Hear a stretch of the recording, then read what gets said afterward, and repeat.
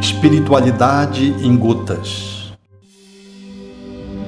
Longe da sociedade. O que se deve pensar dos que buscam absoluta reclusão, fugindo ao contacto pernicioso do mundo? É a questão 770 de O Livro dos Espíritos. A resposta é sintética: duplo egoísmo. O homem, movido pelo ego, muitas vezes, faz uma exclusão social em regime demorado. Buscando atender às suas necessidades específicas, isola-se da sociedade. Às vezes, de forma tão demorada que passa em branco, socialmente falando.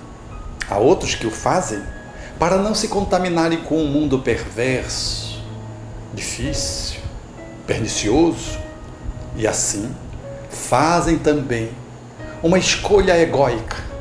Ambas caminham, apontam na direção do egoísmo. Efetivamente, o ser humano é um ser social por natureza.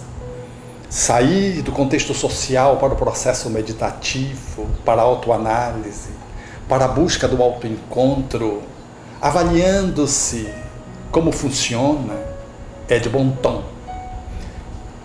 Inserir-se socialmente é uma necessidade fundamental.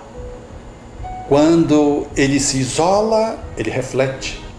Quando ele se lança no relacionamento com os outros, ele estabelece a ação. Ação e reflexão fazem parte de um bom caminho daquele que ajuiza a si próprio, examinando o padrão dos seus relacionamentos, fazendo um pequeno distanciamento social temporário. E aquele que se lança socialmente para uma convivência, depois desse processo meditativo, o faz com maior qualidade. O ser humano, ele tem o valor da sua inserção qualitativa social. Quando nós nos isolamos, nós nos tornamos estéreis porque apenas pensamos em nós mesmos. E se mergulhamos no contactos humanos, sem nenhum momento para refletir, nós vivemos um ativismo, vivendo por viver, e às vezes nos enlouquecemos, nos perdemos. É de bom tom, portanto, que a exclusão do relacionamento social não se faça como um processo de escolha de vida, mas é muito importante que possamos ter um tempo para nós mesmos, solitariamente, a fim de fazer a imersão no nosso interior.